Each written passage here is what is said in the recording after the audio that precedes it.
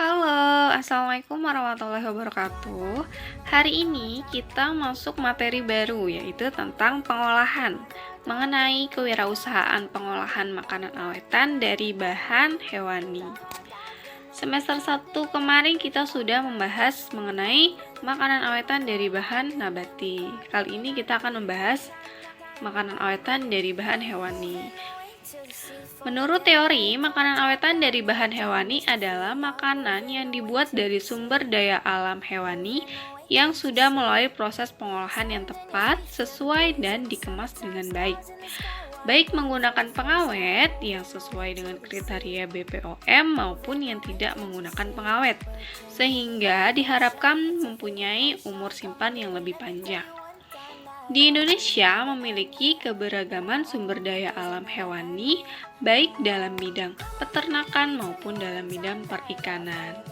Pembuatan makanan awetan ini yang belum memanfaatkan teknologi hanya bertujuan untuk memenuhi kebutuhan masyarakat saja. Namun setelah berkembangnya teknologi, pembuatan makanan awetan ini diharapkan memiliki prospek positif dalam perkembangan makanan awetan. Jenis makanan awetan biasanya disesuaikan dengan sumber daya alam yang tersedia di daerahnya masing-masing. Contohnya daerah peternakan, makanan awetannya itu adalah hasil dari peternakannya. Makanan awetan berbahan dasar hewani yang saat ini beredar sudah cukup banyak, tetapi masih dapat dikembangkan lebih lanjut lagi, baik dari segi kuantitas maupun kualitasnya. Hal ini bertujuan untuk memenuhi kebutuhan masyarakat setempat, juga untuk dijual ke daerah lain. Beberapa terobosan dapat dilakukan untuk mengangkat citra dan cita rasa makanan awetan tersebut. Upaya terobosan ini diharapkan dapat membuka peluang makanan awetan berbahan dasar hewani ini untuk didistribusikan ke daerah lain dan diekspor.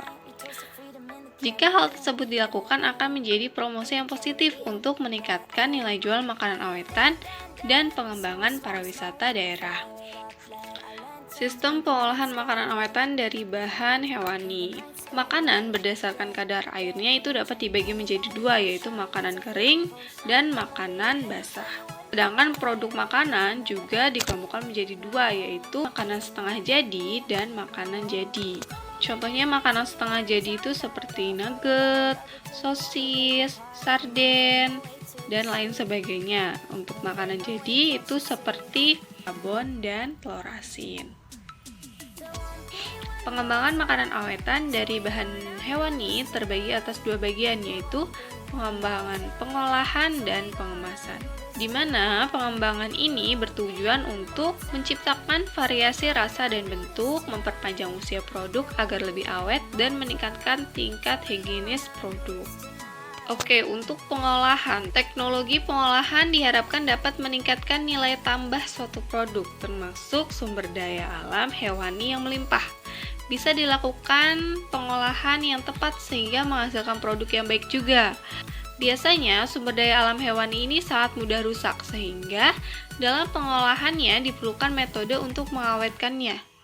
Beberapa prinsip pengawetan bisa dilakukan. Contohnya prinsip pengawetannya itu yang pertama, pengawetan dengan suhu tinggi. Pengawetan dengan suhu tinggi ini bisa dilakukan dengan pengeringan, baik pengeringan alami seperti sinar matahari atau biasa kita sebut dengan dijemur, maupun pengeringan buatan seperti dengan di oven dan pengasapan. Yang kedua yaitu pengawetan dengan suhu rendah. Pengawetan dengan suhu rendah bisa dilakukan dengan proses pendinginan atau pembekuan. Yang ketiga yaitu pengawetan dengan iradiasi. Iradiasi merupakan salah satu jenis pengolahan bahan makanan yang menerapkan gelombang elektromagnetik. Iradiasi ini bertujuan untuk mengurangi kerusakan dan pembusukan, serta membasmi mikroba dan organisme yang akan menimbulkan penyakit. Yang keempat yaitu pengawetan dengan bahan kimia. Pengawetan dengan bahan kimia bisa dilakukan dengan karbon dioksida, gula, asam, dan garam. Setiap produk bisa menggunakan salah satu metode ini atau mengkombinasikan beberapa metode sampai didapatkan produk yang mempunyai keawetan seperti yang diharapkan. Contohnya seperti ikan asin. Ikan asin adalah produk makanan awetan berbahan baku ikan, di mana dalam pengolahannya itu mengkombinasikan dua metode pengawetan, yaitu penambahan garam dan pengeringan. Kedua yaitu pengemasan. Kemasan makanan berfungsi untuk menjaga agar produk tetap higienis dan awet. Kemasan dibagi menjadi tiga. Yang pertama yaitu kemasan primer, kemasan sekunder, dan kemasan tersier. Di mana kemasan primer adalah kemasan yang melekat pada produk tersebut. Dan kemasan sekunder adalah kemasan yang berisi beberapa produk yang dikemas secara primer. Sedangkan kemasan tersier merupakan kemasan yang untuk didistribusikan seperti kardus. Pengemasan ini memiliki tujuan, yaitu yang pertama, menjaga kehigienisan dan keawetan produk, melindungi produk dari pengaruh lingkungan, menghindari kerusakan produk, menjadi daya tarik tersendiri untuk suatu produk, mempermudah pendistribusian, dan memberikan informasi. Kemasan untuk produk makanan mempunyai beberapa persyaratan. Yang pertama yaitu kemasan harus dapat melindungi isi dari pengaruh lingkungan dan saat pendistribusian. Misalnya, keripik akan lembek jika kemasannya tidak menahan H2O yang masuk melalui pori-pori kemasan. Yang kedua yaitu kemasan harus menjadi media penanda terhadap barang yang dikemas. Maksudnya itu seperti pemberian label. Nah, pelabelan ini harus tercetak dengan jelas dan komplit. Yang ketiga yaitu kemasan harus mudah dibuka dan mudah ditutup kembali, serta berdesain atraktif. Yang keempat yaitu kemasan harus dapat mempromosikan diri sendiri. Jadi, kemasan yang akan digunakan untuk mengemas produk itu harus dibuat semenarik mungkin, sehingga hanya melihat kemasannya saja konsumen akan langsung tertarik untuk membeli. Dan yang kelima, bahan kemasan akan lebih baik jika ramah lingkungan dan dapat didaur ulang. Selain kualitas kemasan, hal yang harus diperhatikan dari label kemasan yaitu yang pertama adalah nama produk.